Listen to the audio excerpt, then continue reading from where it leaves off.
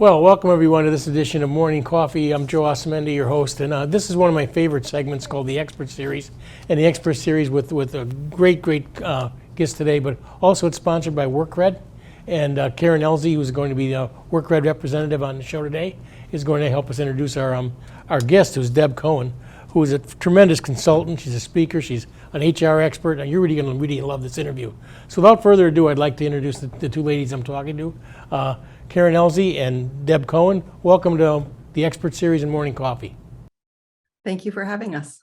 Oh, it's my pleasure. Jim. You know, like we all start this all the time. Karen, kind of give my audience again a little thumbnail sketch of what Workcred does and what would you do in credentialing and certification. Sure, I'd be happy to. So Workcred is a nonprofit organization that is interested in the quality and market value of credentials. And when we talk about credentials, we're talking about degrees, certificates, third-party certifications, badges.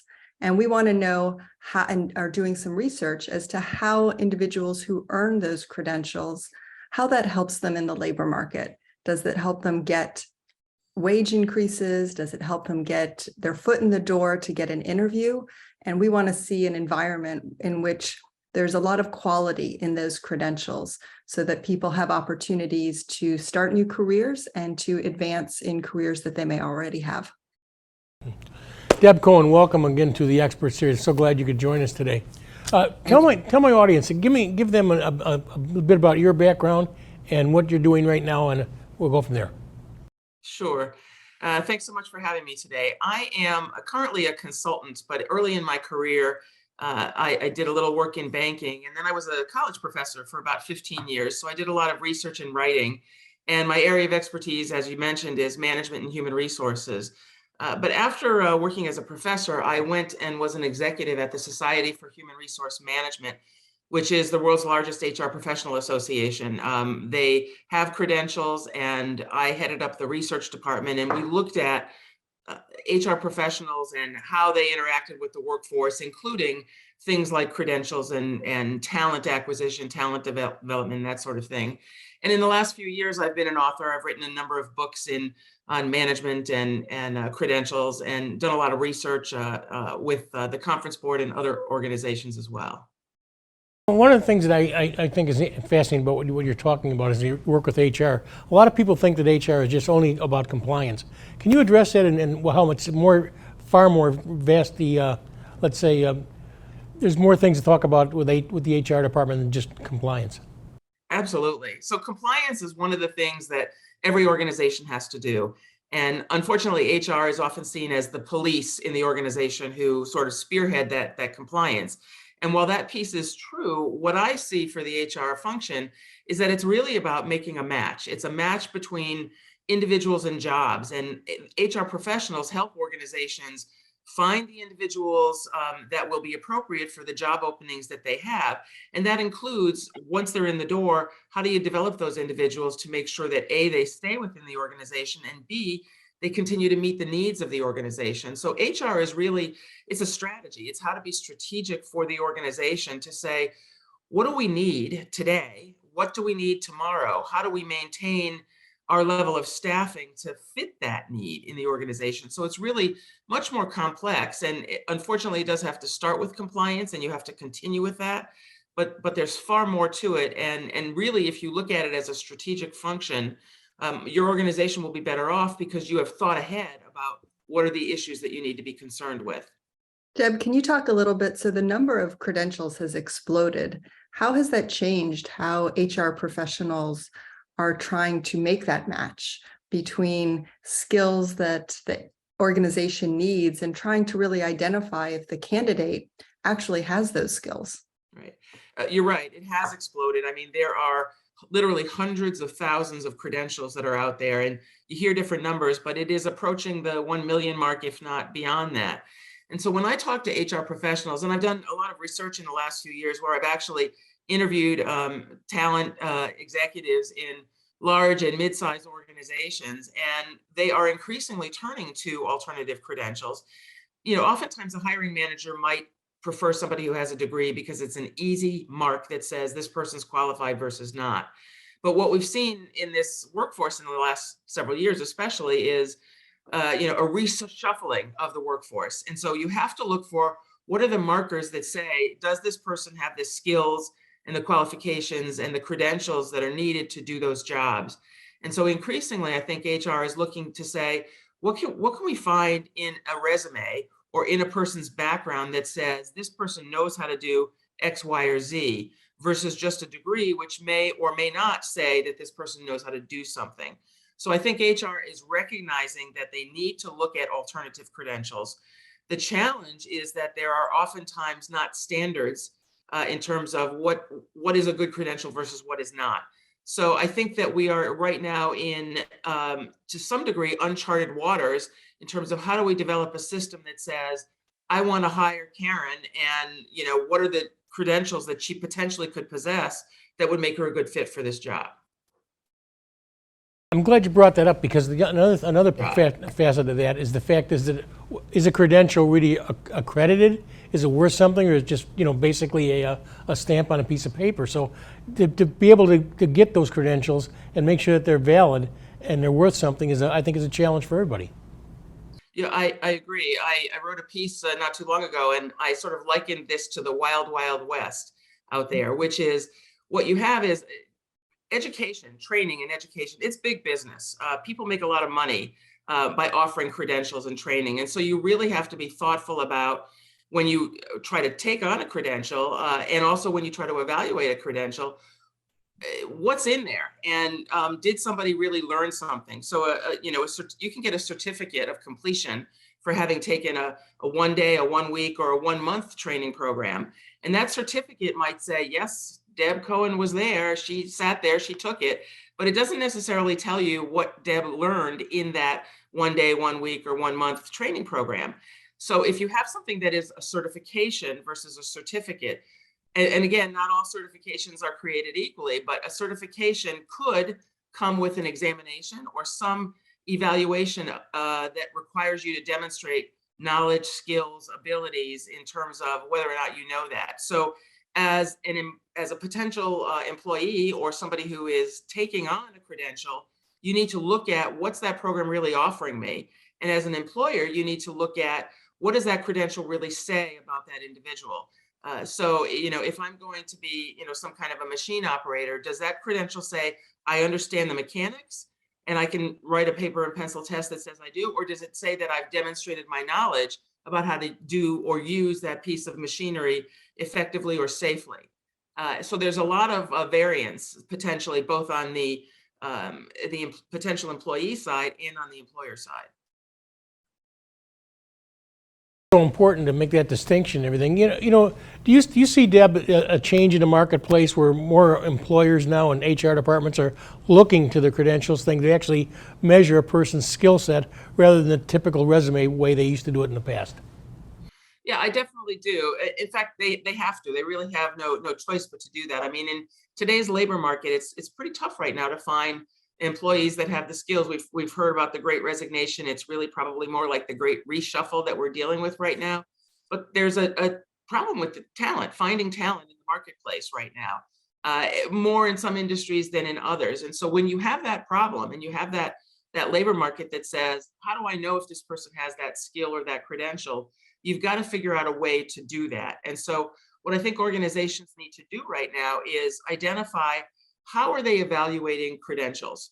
They can have that in their back pocket that says, if I'm going to look at a resume, realizing that there are literally hundreds of thousands of potential credentials out there, if I'm going to be looking at somebody's resume, what are the criteria that I'm going to use to evaluate that credential? And then it also needs to translate into the questions that not only HR professionals ask, but also hiring managers. So you want to be skill-oriented and behavioral-oriented in your questions. You don't want to say, well, I see you have a degree from, the Ohio State University, Deb, but what does that really tell me about what you know? So here's my question. I'm just going to make this up. I'm hiring you for a customer service position. Tell me about a time, Deb, when you had a difficult customer interaction. What happened and what did you do to resolve that? And how did the situation resolve itself?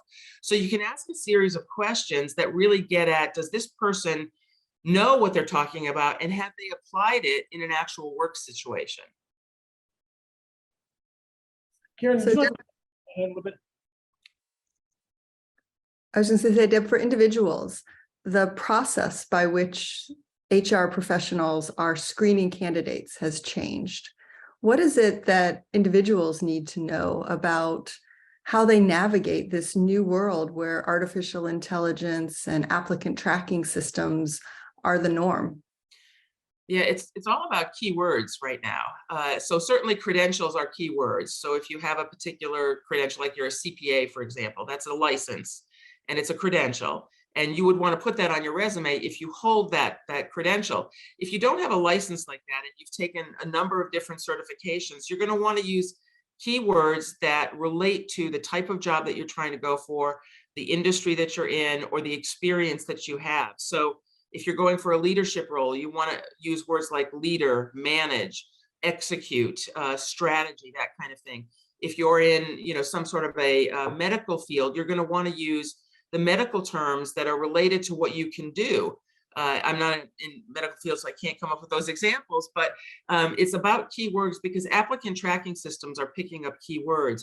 But frankly, I think what's happened in the marketplace, I'm not convinced that applicant tracking systems have even kept up with that, because things have changed so fast in the last several years, particularly with the pandemic, that it's really about coming up with very short and concise, clear ways to say, this is what I know, and this is what I can do.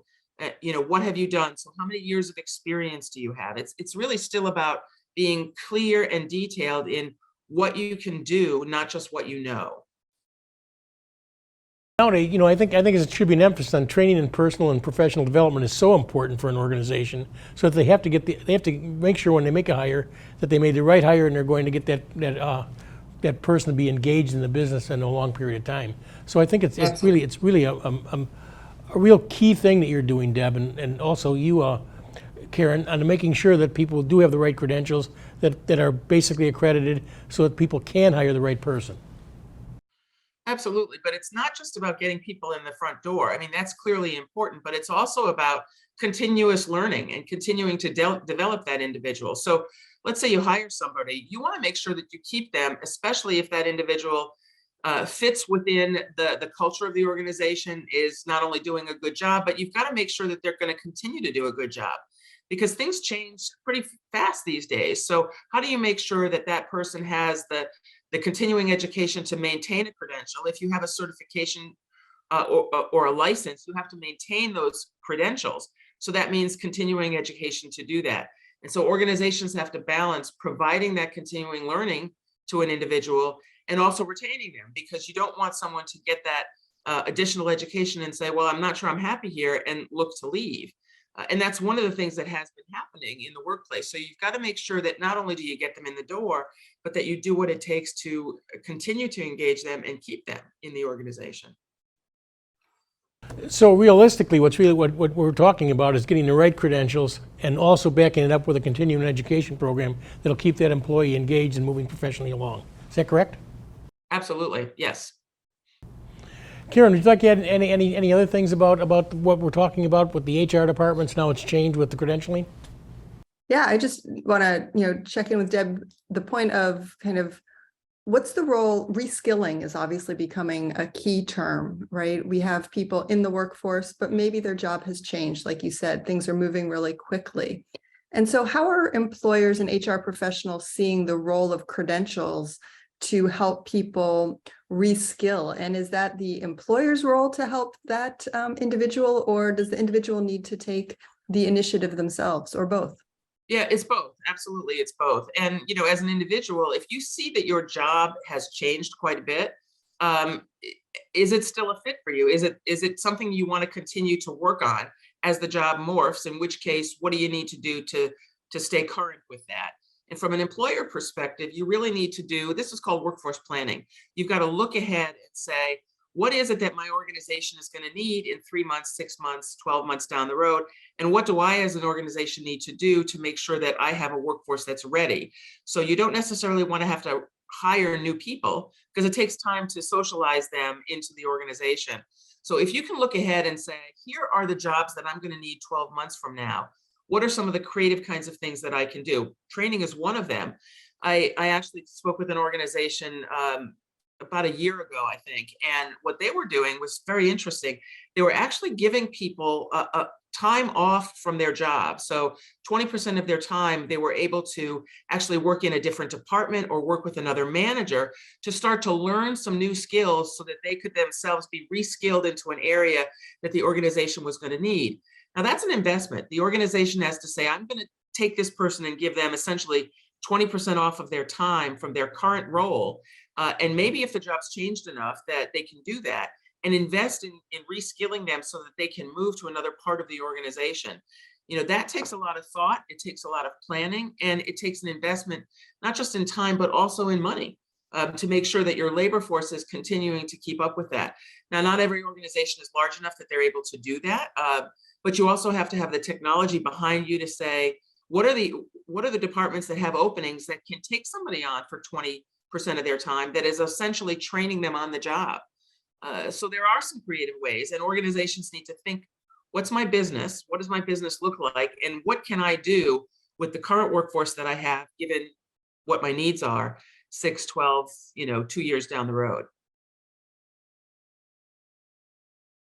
Program right now, Deb, where I'd like you to actually look into the camera and tell people how they can reach you and who should call you. And then after that's finished, I'd like you to do the same thing, Karen, so people can get more acquainted with Workcred. Great. Thanks so much, Joe. I'm Deb Cohen. You can reach me at Deb Cohen LLC at gmail.com or on my website, which is www.debcohenllc.com. And to reach Workcred and see the resources that Workcred has available, you can go to our website at www.workcred.org, or you can contact me directly at kelzey@workcred.org. Thank you, ladies, both for joining me this morning. Now, this whole series sponsored by Workcred on credentialing and certification and getting people like yourself, Deb, to come on and get my audience more acquainted with one of the things they can help do to make their organization more effective, their employees more effective, and more profitable. So thanks both of you again. Have a lovely holiday and stay safe, and we'll see you next time on the Expert Series at Morning Coffee.